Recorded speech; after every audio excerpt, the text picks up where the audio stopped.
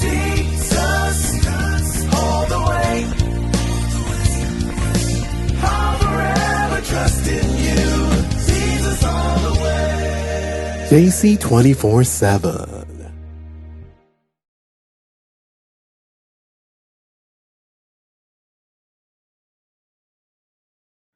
A group of young ladies were having cocktail dinner one evening when one of them was observed to be wearing her wedding ring on the wrong finger. When asked, she simply said, "I'm wearing the wedding ring on the wrong finger because I married the wrong man." Well, we have a group of young ladies here, and the good news is that none of them is wearing a wedding ring, as far as I am concerned. But they're here to talk about the right man as we continue our series on finding the right one. And this particular series is entitled The Man the Woman is Looking For. So you would observe that there is no male except the one speaking to you right now. And I want to get right into the questions for today. We have a whole lot to discuss. Karina, I want to ask you, generally speaking, do you think women understand men, or men understand women? No, I don't think that men understand women, simply because women and men are both complex individuals and they don't even understand themselves sometimes. So I don't think so at all. You really disagree with what you're saying? Are you guys complex? Too complex to be understood? No, not too complex to be understood. I don't believe that they don't understand women, but they don't know how to react to what they understand. So sometimes it's difficult to actually make the right decision or say the right things presented in a specific situation. So I believe men do understand us, some more than others, but they do. Leo, you agree with that? I do. But in communication, a lot of times what happens is one person understands based on their intentions and another person understands based on their interpretation. So, for example, if we're in a conversation and we're talking about a particular topic, when I tell you something, you're going to understand based on your interpretation, but that might not be my intention. I think what we need to try to bridge the gap is how we express ourselves to each other in terms of that understanding, because sometimes we even gain the knowledge and, like Keisha says, we don't know what to do with it. Keisha, Giselle, want to jump into this? Yes, I agree with them in terms of, sometimes men and women, they don't understand themselves. And it's also according to the environment that the young man grows up in terms of more women at home and sisters and things like that. He might have a better understanding of what women wants and what, to give accordingly. A group of young men are having a discussion concerning women. What are they most likely to be saying about women, as far as you understand? If you were eavesdropping on a conversation held by men concerning women, what do you think they most likely would be talking about? From experience, I'll jump right in. They talk a lot about the physicals of women, how they look, what cup size. They go explicit. So, that puts a lot of pressure on us because we know that men are visually inclined and we want to be accepted by men. So, sometimes it's so overwhelming, it's ridiculous. But somebody may argue that women sometimes dress up not for men, but for women to make comments, Yes, Karina? I think it depends on which, group of individuals you're listening to, you're eavesdropping on. Sometimes guys may talk about prior experiences they had, not only physical, but, maybe a heartbreak or a good relationship. Right. So I think, it goes kind of both ways, physical and emotional also. Let's get back to the whole question of the physical, Keisha. Do you think, therefore, it's wrong for men to be talking about the physical? Because I think you are saying that men are usually prone by what they see. Sight creatures, we call them. Is it wrong for a man to be a sight creature? No, it's not wrong. That's how he was made. He was made visual. It's not wrong. But when you degrade it and you make it the focal point and disregard other important attributes like personality and integrity and just who the person's trying to be instead of what she's wearing or how what's the size of her hips or I don't like when it's going on to the sexual side and it creates too much tension and pressure. What else would they say about women besides the physical? They also complain to the standards of different women.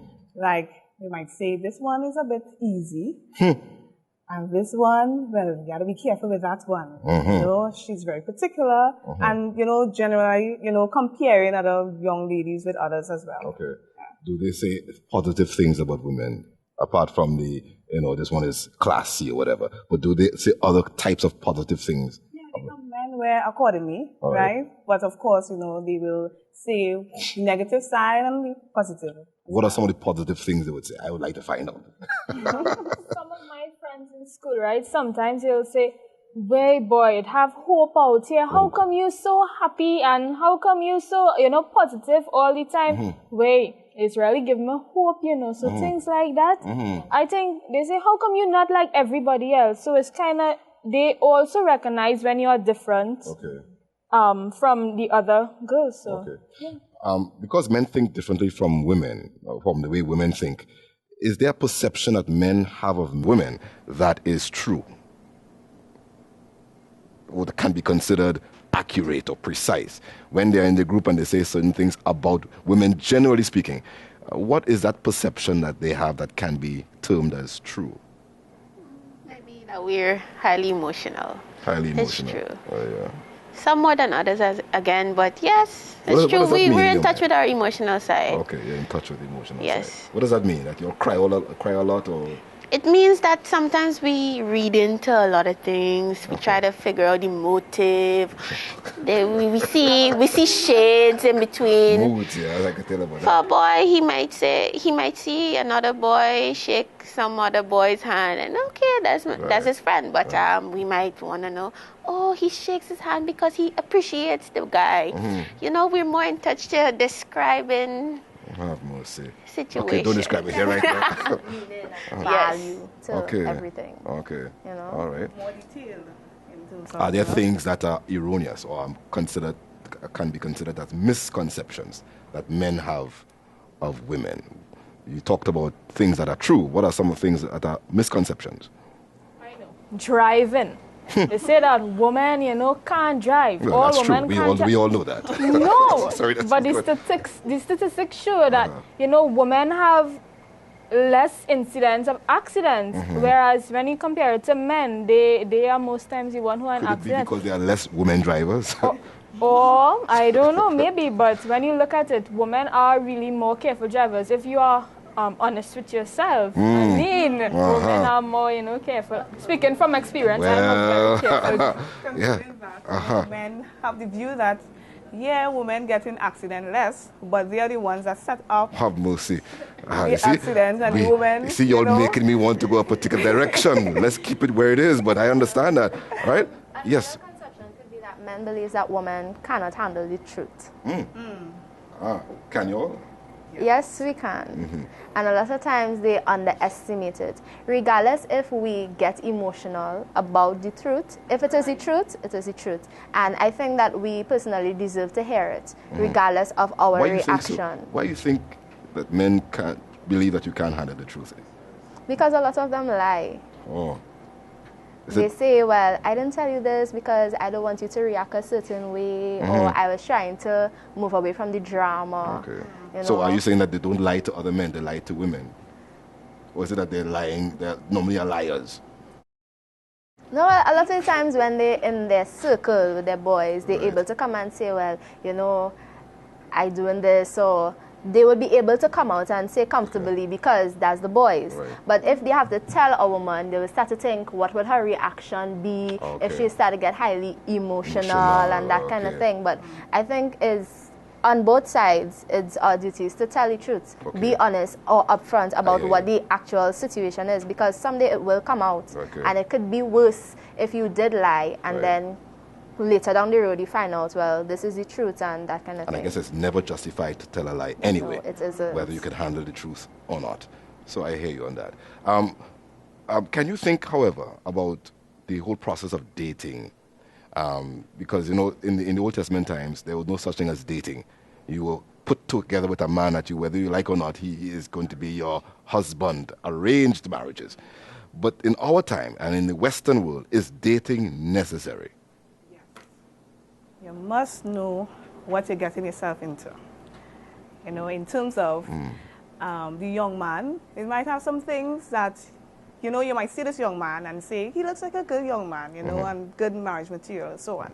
But by going out on a few dates and actually hanging out with him and his buddies and his family members and things like that, you get to know this true person. Although you really will not know everything of this individual. But it's good in terms of you getting to know the individual and he getting to know you and things like that, and knowing if you really want to live the rest of your life with this young person.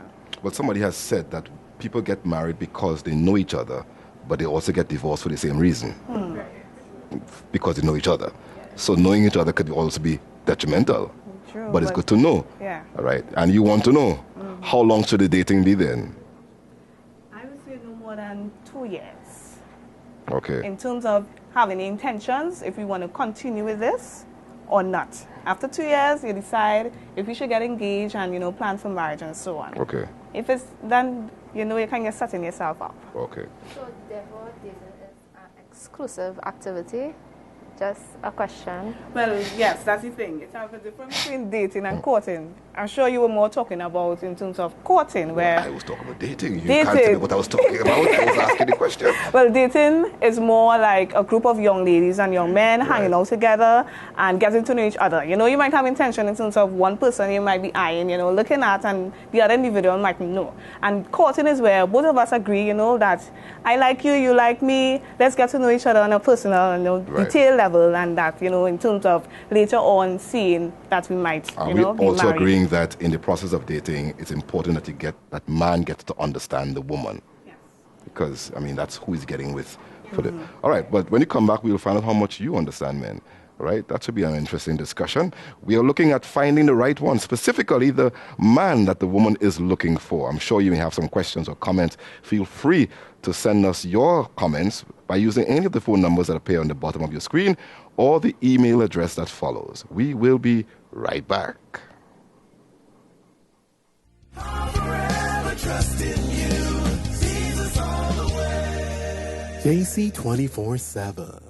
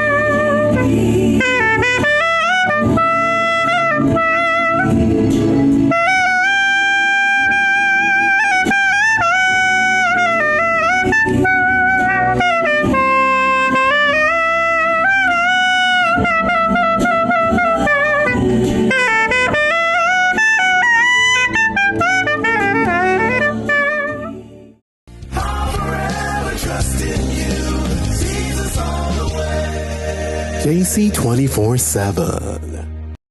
Welcome back to a very intriguing discussion on finding the right one, specifically the man that the woman is looking for. Keisha, I think I want to start with you. And, we have often heard the statement about a good man is hard to find.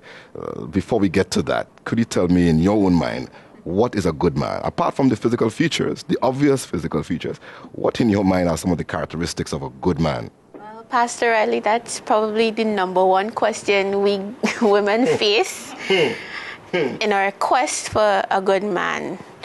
But for me, some of the most important qualities would be integrity, a man of principle, a man who protects, who has some bit of selflessness in him, because if he's willing to put aside something for me, well, then I'm secure. I'm not insecure about if I'm going to be important to him or if he's going to love me. Selflessness is an act of love and is an act of goodness. So integrity, and someone who doesn't give up, who reaches and who wants to acquire success, These are just some of them, but Well, for me, some of the most important. Three other ladies I'm sure we want to share with you. Leoy. I take Isha, a man that is ambitious, who finds or who have a goal or aim and works very hard or diligently towards it, regardless if it be in academia or a skill set or in whatever industry that he chooses. One that does whatever he does to the best of his ability, As well, for me, patience is a big thing. I think that I am a very complex person, other than the normal complexities of an average female. So I need someone who could appreciate my thought process, how I go about it, and work with me towards that as Why well. is an ambitious man important? I mean, suppose there are men, and I have met a man who didn't mind being taken care of by a woman, so I will stay home. Is my ambition to stay home and be a house husband something that you will applaud? Amen. Compatibility is also very important, and I am an ambitious person. So for me to go anywhere less than that, I do not know how to But comprehend. you are ambitious. He doesn't have to be ambitious. He because- doesn't have to be, but I prefer him to be. Okay, excuse me. And in that way, we could relate to each other on a different level. right. So when I come home and he's just sitting back on the couch, No. doing nothing. No, he's not sitting back, because you women talk about how hard you work at home and you should be paid. So he's working very hard, just as you would if you were a housewife. He's a house husband. He's sitting back because he's finished his work. Well, that's not a problem, but he must have some kind of internal ambition. Okay. Not want to do nothing. I like people who are active, want to do something, I hear give you. of their time, their service, regardless of what it may be. Okay. Giselle.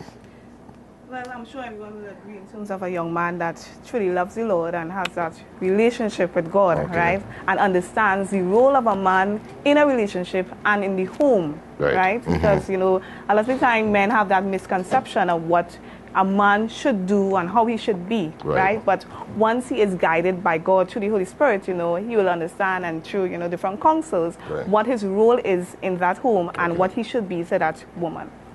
Karina, you want to add to this? Yes, I'd like to add also how he interacts with his family and his close friends. Right. Because those closest to him will know his true self, because he could always put up a front for you. Sure. But those around him will know him in his natural habitat. And if you are looking into marriage, that is what you're going to be living with. So a good man is one who relates well to his family and they relate well to him. So He doesn't have to know how to treat a woman, right? of course, but That's what they spoke about You said also. that? So I didn't hear that. I must have missed that. Sorry. Well, I take into consideration all of that. Okay. But that's What about not a man of integrity? integrity? Josephine, of course, I didn't hear these things. She did say. You did that? Yes. That he doesn't. Man that lives by his principles. Oh, you said that? Yes. Okay, I was hearing something else. Okay. And one that you could follow through with. Okay. You can't just say something and Right. it be that. It have to be your actions, your lifestyle, Okay. follow through with what your belief is. What amongst the characteristics that you have mentioned, what in your mind stands out the most? I mean, apart from everything else, he must have this particular attribute. What is that? For me, that relationship with God. Okay. How do I know that? How could you determine that? Because he In goes to terms of- church? No. In terms of his actions, what he does, because we could preach one thing and do another, right? A sermon is better lived than preached, right? So, and by, during, the courtship or so on like that, you will know in terms of, if he's really a true disciple of God or not. Okay. By his actions. Okay. His conversations and everything like that. What he laughs at, what he looks at. Right. In terms of entertainment and all those things Oh, like that. okay. There you go. Okay. Sure. I'm not sure if I mentioned it, but he must be able to observe and develop. Not Observe just what? observe everything. Observe me as a woman, know my ups and my down moments so that we could communicate and we could move forward. And not only observe, it's one thing to say, oh, I know she's not into this or she's upset, but what do you do with this after? You must be able to adapt and develop something into positivity for the If relationship. you're upset, what do you want us to do? I mean, what do you allow us to do? Depends on what If I'm we ask upset questions, about. Okay, so there you go. You'll make it more difficult for us men. Is based on what you've just said, is it true to say, therefore, that a good man is hard to find in Trinidad and Tobago? Wow, you say no? No. Okay. Again, it's all about, we as women have this list and criteria that a man must possess. Which you shouldn't have. Of course, we should have our standards, right? But there are some things that we could compromise on, that is not necessary, right? And yeah, there are good men out there, it's just where they are, in terms of for the Lord to open our eyes and see them. They might be right in front of us and we are blinded. Jesus, look at her. Karina? Good man is hard to find? Kind of. Because, no, seriously, you have to take into consideration everything we just said. Spiritual background, integrity, ambition, all of this. And sometimes you might find somebody in one field and then they are lacking in another field. So I think it's kind of difficult to find, but with the Lord's help, anything is possible. Yeah. Wow, there is help, there is hope, and there is help for the man. Why did God... you want to add to this, Leroy? Sorry. I am 50-50 on this question, because you have a situation now where when you look at society now, in terms of what is a man's role versus what is a woman's role is no longer definite. Everything is a matter of perspective. So what a man should do, because you have a lot of things now that men were supposed to do it, but women could do it now. So like you have a lot of homes run by single women and that kind of thing. And so men are decreasing or regressing some in terms of responsibility and their role as men, as well as you have a situation where there are good men there, but women don't look at them for marriage. They put them in either the friend zone or that kind of situation when that could be somebody who's compatible for them. And we look outside for different things, a kind of different spark and so, Which brings me to a question. Should we get involved with a person immediately because we want to be intimate with them or just be friends with them? And how do we determine? Because somebody may see you and say, I want to be with you. And you may see the same person and say, I want to be friends with you. Is it safe to continue or pursue such a relationship when we have two different motives? That's where communication comes in. Leroy. Oh, I'm so sorry. By experience, I do not think that's a good idea. Okay, there you go. I think that if you, as a woman, you're looking for something in particular, and you meet a guy and he's looking for something different, then you're not meeting on the same page. Right. And keep on trying to fight to meet on that page, not going to really get you all far or where either of you are supposed to be actually in life. Right. You all will just be compromising parts of yourselves for what? Greater good. Fair enough. Why did God make man? And we have two more questions before we wind up. Why did God make man? Very simply. Why did he make us? Why bother with people like us? Why do you all need him? To answer that question, you need to go back to creation. Sure. And understand what was man's purpose. Man's purpose initially was to keep everything in sync with nature, God's creation. He was supposed to protect, to oversee the garden. When we transfer this relationship towards a man-woman perspective, the man is there to ensure that Christ's purpose is met in humanity, within the realms of the family. Why didn't God make two women Because to do the same thing you were talking he about? chose God, and sometimes we shouldn't question God. Well, He I'm sure chose we won't man. question it. And therefore, man has what it takes to get the job done. And what does he have that a woman would not have? Well, I'm not talking physically, you know. yeah, of course. Generally speaking. Man has the upper hand in being rational. Oh, okay. And God is a very rational God. Okay. A man can control or isolate emotions that could flaw sometimes the decisions in certain situations. So in itself, we Powerful. dare not question why I God like how you created put that. I man. really like how you put that. How man could isolate emotion. And not necessarily, Yes. he's not that he's not emotional, but he's isolating it beautifully. We dare not challenge God and say why he created man. He has a purpose for man. And man is important, and we need men. I hear We you. do. Say it again. We need men. Sometimes we don't want to admit it, but we do. So Okay. Well, we have a few minutes or a few moments to wrap up. There are some men here who are looking at you, and some are attracted to you, but you're not sure if they are good men. What is that one thing you want to tell all our men in our society that you feel could help them to become positive role models? What's that one thing that you want to tell the men of our society right now? with words come wisdom. You must have a desire to learn so that you could improve. What do you learn from the Bible? The best book. But you're not limited to just God's word. You're limited to other writings inspired by God, other authors, just to observe and read and find wisdom so that you could improve yourself as a role model to not just your family, but to society, for men and women and children. Anything else? That's it.